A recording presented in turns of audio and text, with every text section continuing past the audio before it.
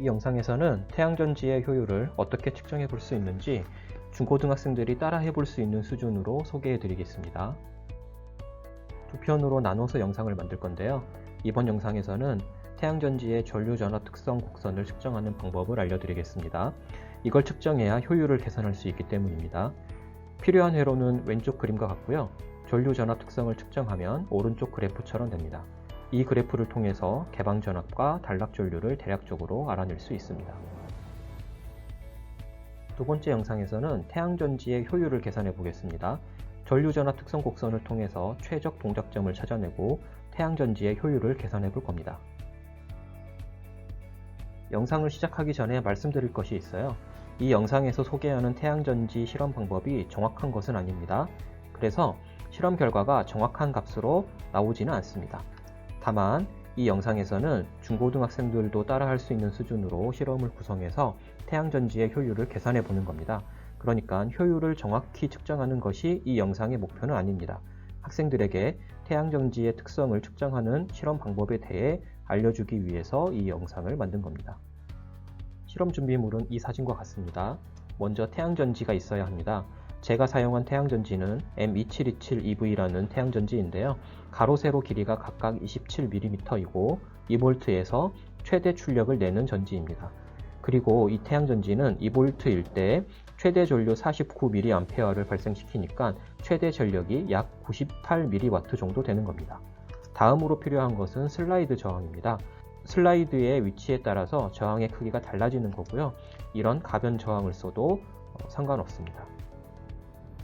다음으로 멀티테스터가 필요합니다. 전압과 저항의 크기를 측정하는 용도입니다. 그리고 손전등이 필요한데요. 이건 태양전지에 빛 에너지를 공급하기 위함이고요. 웬만하면 소비 전력을 알고 있는 것을 쓰는 것이 좋습니다. 그리고 종이 거울을 손전등이 들어갈 수 있을 만한 크기로 말아서 원통을 만들어 주세요.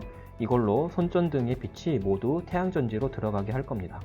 또 핀헤더, 스위치, 브레드보드, 전선들이 필요한데요. 스위치는 꼭 있어야 하고요. 브레드보드 대신 PCB 기판에 납땜해서 실험하는 것이 좋긴 한데 간편하게 하기 위해서 브레드보드를 쓰겠습니다. 핀헤더는 슬라이드 저항을 브레드보드에 끼우기 까다로워서 쓴 건데요. 없어도 되긴 합니다. 이렇게 준비한 물건들을 오른쪽 회로도와 같이 꾸며야 합니다. 실제 소자들을 이용한다면 왼쪽 그림처럼 브레드보드로 연결하면 됩니다.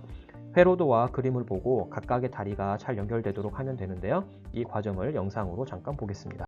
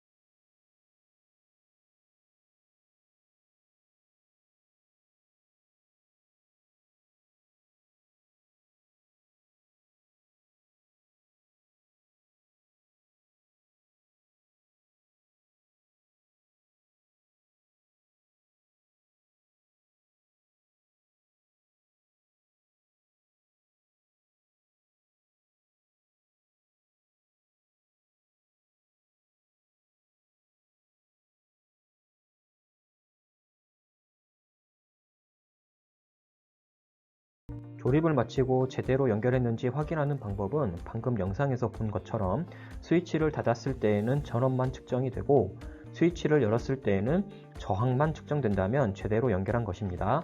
이제 실험 방법을 설명해 볼게요. 먼저 태양전지에 LED 손전등 불빛으로 빛 에너지를 공급합니다. 저는 이 사진처럼 손전등을 종이거울 원통에 넣어서 모든 빛이 태양전지에 가도록 했습니다. 태양전지에는 태양빛처럼 아주 강한 빛이 공급되어야 제 기능을 발휘하거든요. 그래서 전력을 알고 있는 광원을 최대한 태양전지에 집중시켜서 공급했습니다. 이제 스위치가 열려있는 상태에서 멀티테스터로 슬라이드 저항의 크기를 측정해 줍니다. 저항을 기록한 후에 스위치를 닫아서 태양전지와 저항을 연결해 줍니다. 그러면 태양전지가 저항에 전력을 공급하게 되고요. 멀티테스터로 저항에 걸리는 전압을 측정해 줍니다. 다음으로 다시 스위치를 열고 멀티테스터로 저항을 측정하게끔 해주고요.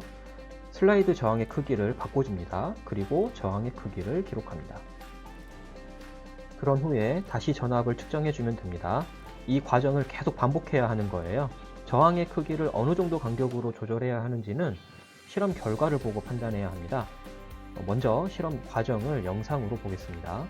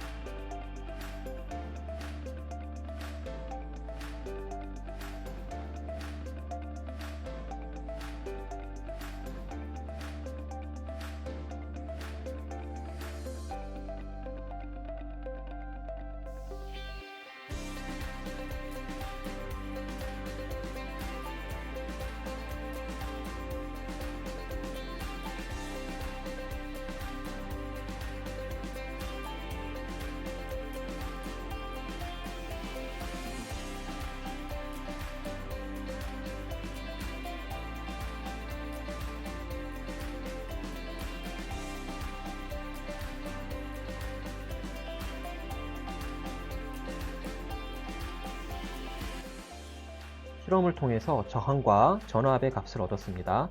옴의 법칙을 이용해서 전류의 값을 계산해주면 이 표처럼 됩니다. 저항과 전지는 직렬로 연결되어 있으므로 이 전류의 값이 태양전지가 내보내는 전류의 값이 됩니다. 이제 가로축을 전압, 세로축을 전류로 해서 그래프를 그려줍니다. 저는 이 실험의 결과가 어떻게 될지 알고 실험했기 때문에 데이터가 그나마 이 정도로 골고루 분포된 것처럼 나왔습니다. 그런데 이 실험을 처음 해보는 분들은 아마도 전압이 낮은 쪽에서는 데이터가 아주 많이 비어 있을 겁니다. 그래서 앞에서 실험 과정을 보여주는 영상에서 낮은 저항 쪽에서는 저항의 간격을 촘촘히 하라고 한 것입니다. 지금 이 그래프도 제가 보기에는 이 영역들이 비어 있는 것처럼 보이기 때문에 이 영역의 데이터를 추가로 얻어보겠습니다.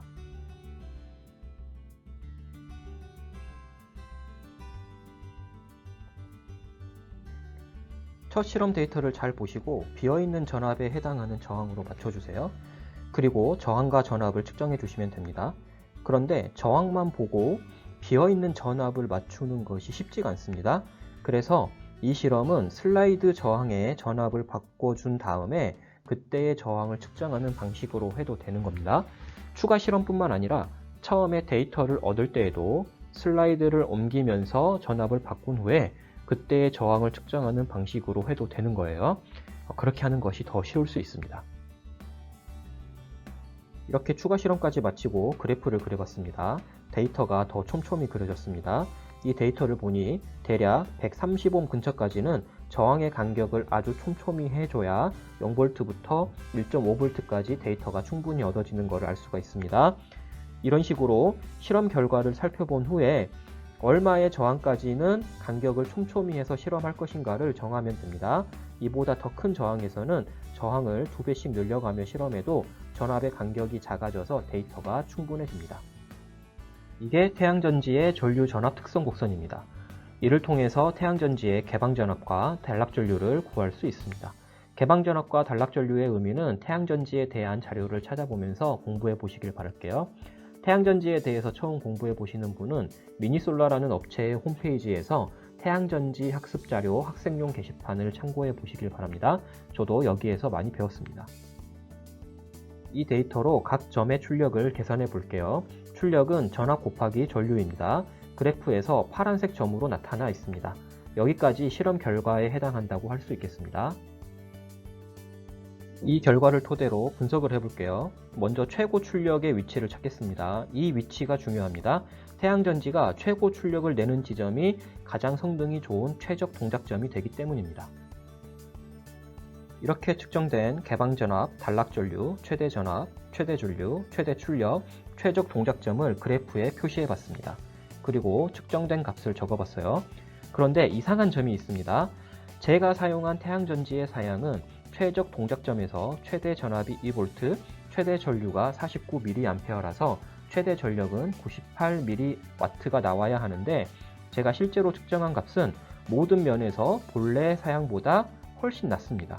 전류 전압 특성 곡선의 모양은 비슷하게 나왔지만 각각의 측정 값은 본래 태양전지의 사양보다 훨씬 못 미치는 겁니다. 그 이유를 이제 알아봐야겠습니다. 그래서 다음 영상에서는 이에 대해 고찰해 볼 건데요. 먼저 이 실험에서 효율은 어떻게 개선할 수 있을지 살펴볼 겁니다. 미리 말씀드리면 효율 역시 본래 사양보다 훨씬 낮게 나옵니다. 그렇다면 모든 값들이 본래의 사양보다 더 낮게 나오는 이유가 무엇이고 본래의 사양과 비슷하게 나오게 하려면 어떻게 실험해야 하는지 다음 영상에서 다뤄보겠습니다.